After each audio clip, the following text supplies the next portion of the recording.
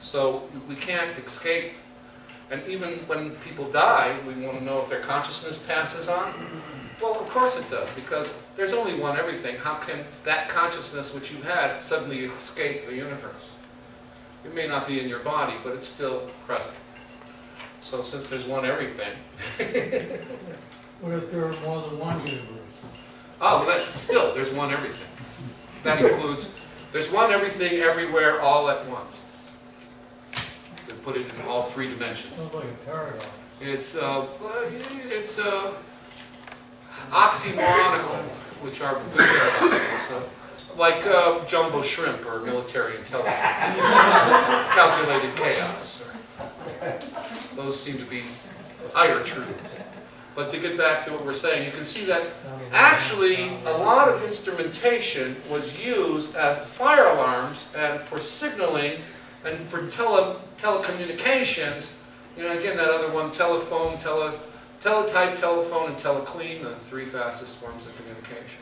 So in those days, they used to have a beat on the drum, which was it'll ring the bell or whatever.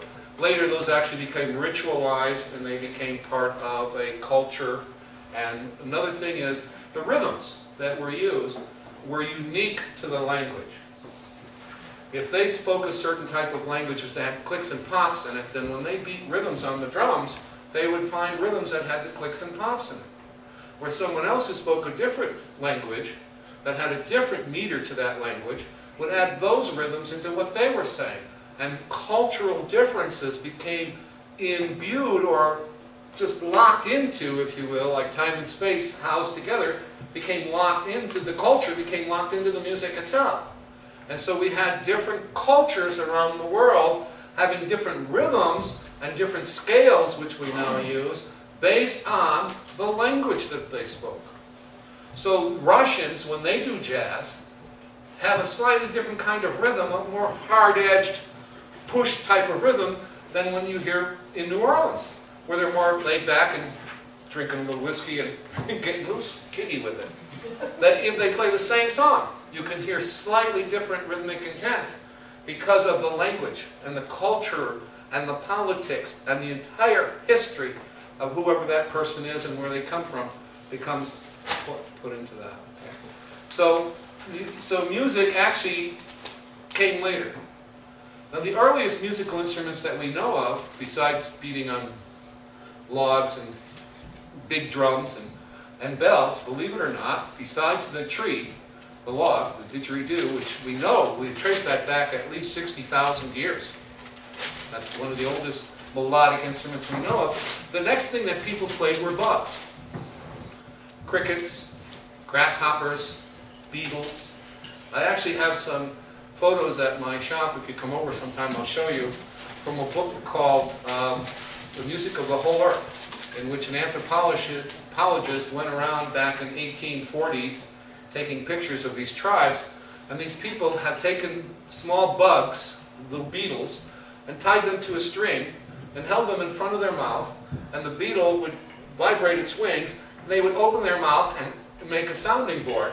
And by changing the shape of their mouth, they could get ah, wee, ah. Kind of like a juice harp? The juice harp came later. The bug came first, the juice harp came later. And then what happened is they replaced the bug, which were not terribly reliable, and it was hard to get all these bugs in tune. So it was more difficult to play harmony. So people replaced them with blades of grass. Blades of grass, pieces of leaves. And the juice harp was born. And again, if you look around the world, you will see there are literally... Where's your shop located? Pardon? Where's your shop located? Hey, I'll give it to you after the thing. Juice harps actually developed, and if you look at juice, I have a friend who collects juice harps. There are tens of thousands of juice harps. And they're made out of everything from animals' bones to beautiful pieces of carved wood and ivory, and some even stone and jade. Some I saw a beautiful jade piece where you had to take a blade of a certain type of grass and put it in there to play it, and it sounded exactly like a kazoo. So kazoos are another example of that type of a thing where you have some kind of a piece of paper or membrane and you're humming through it. Now the thing about all these instruments is the most number of notes they could get out of it was about 5 notes. changing the shape of my mouth, I could only get about 5 notes. And those first 5 notes that they got, we know as the pentatonic scale. Da da da da da da da da da. And the range of the bug in the instruments in the mouth was about 5 notes. So the pentatonic scale became one of the first scales used, and it became very popular. In 535 AD, a guy by the name of Pythagoras, who was a brilliant mathematician, actually studied vibrating strings. And he discovered that if you take a string and you lengthen it to double its length, that it gave you the same note twice as low. And if you took that string and cut it in half, it gave you the same note twice as high, and you got what we call the octave.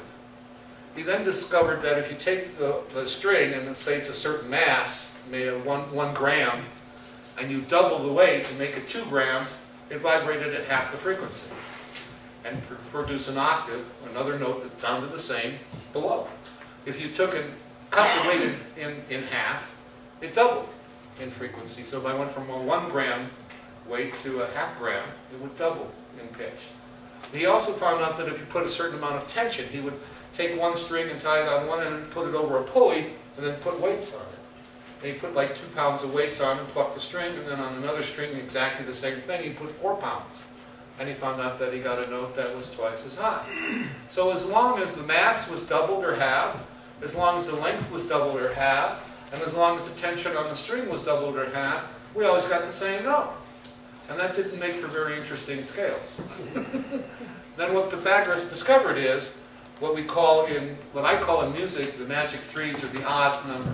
In music, it turns out that odd numbers are more normal than even numbers, and that odd numbers actually produce new things. So he discovered that when he cut the string in thirds, or in 2/3 lengths, he produced a new note that was exactly 5 steps away from the old one. So if we had 1, 2, 3, 4, 5, 1, 5, 1, 5. So if I take a string and cut off 1/3 of it, so I have 2/3, I would produce a new note that's 5 notes higher than that note. And then what he did is he took that one and cut off 1/3 of it to get another one, cut off 1/3 of it to get another one, and got this very unusual looking instrument that kind of looked like this.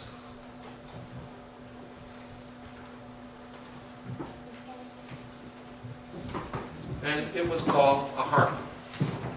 And by taking 5/5, or 5/5, taking the string and dividing it into thirds 5 times, and making that as a new one, doing it again and again and again, they got 5 brand new notes before it came back to the octave again and produced what we now know the first scientific tuning of the pentatonic scale. Now in our music system, I use numbers. This would be 1, 2, 3, 5, 6, and then the octave 1. Da da da da da da da da da. And we're going to do more about that in a couple of weeks, and we'll explain more about this, because that is the first scale which our genetic code will allow us to lock into and be able to sing successfully as a group. And from this pentatonic scale to this day, rock and roll guitar players use that pentatonic scale almost exclusively to create all the jams that you're hearing. So when you're hearing this, they're using this pentatonic scale.